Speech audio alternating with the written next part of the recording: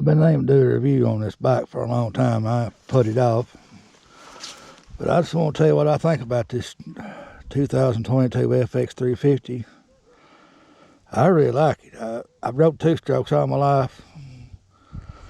Finally decided to try one of these, and it's took me a long time to learn to ride it. I still ain't learned everything, but I'm getting decent with it. I've added the Kirby's skid plate on it. Put a Pro Circuit exhaust on it. The muffler, silencer, whatever you want to call it. Of course, I got bibs on both ends. I always ride with bibs.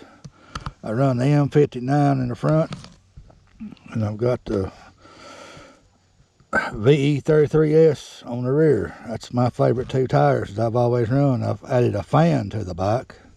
I put bark busters on it, and I've had no problems out of it. Of course, I haven't put, the bike's probably got 22, 23 hours. I like just a few weeks having it a year. But I tell you what, I couldn't ask a bike to handle any better than what this bike does. I've never had a suspension done. I've been playing with it. I've had to soften it up just a little bit because I'm not riding there as fast now since the leaves is on. But I finally got setting it I kind of like. I put the steel, whatchamacallit on there. Of course, I run a longer gear shifter for my old big clubby feet. I put the Guts seat cover on it. Right now, I'm trying to think of all the things I have done to this. The Tux fan, a lot of bad reviews on them. I've had it on there a year, and it's not had no problems with it. I've learned, I rode it biggest part of the year on map 1. I started riding on map 2. I don't kill the bike hardly any at all. You just have to be a little more cautious with it, especially on hills. It'll stand up with you in a heartbeat.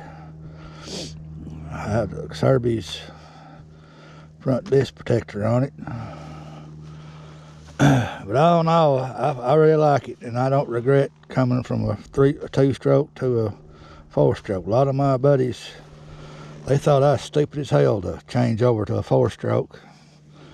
I'll admit, there's things on the four-stroke that I can't do as good as I could do on a two-stroke, but I don't ride those kind of places anymore. I ride just mainly open trails anymore.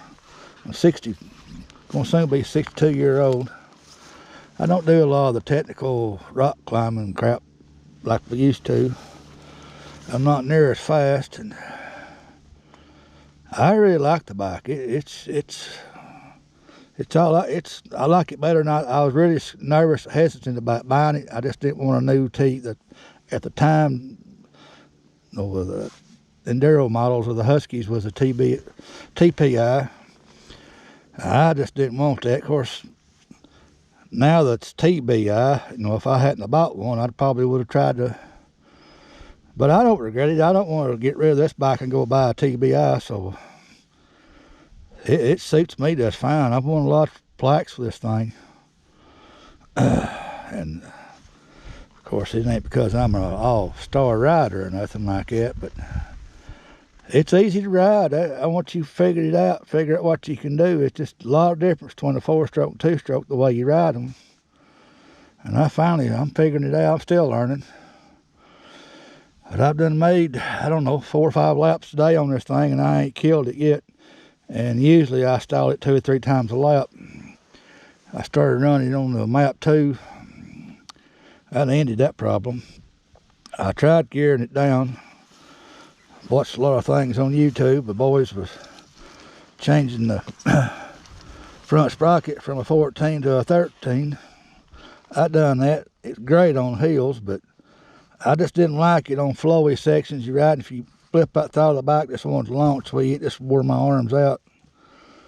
Of course, I've got better at riding it, and I went back to the stock gearing, and man, I love it. It's just like a Cadillac now. So, the only thing I'll probably do to this thing, I am going to have suspension done on it. But our fork, it's great for me. It's better than anything I've ever had. I've had a lot of bikes.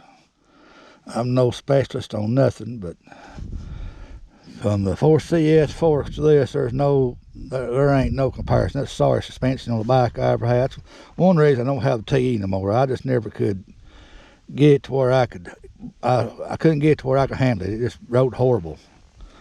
This bike rides great. I mean, it's a little harsh when you hit some big holes, but I played with the clickers and played with the air pressure a little bit.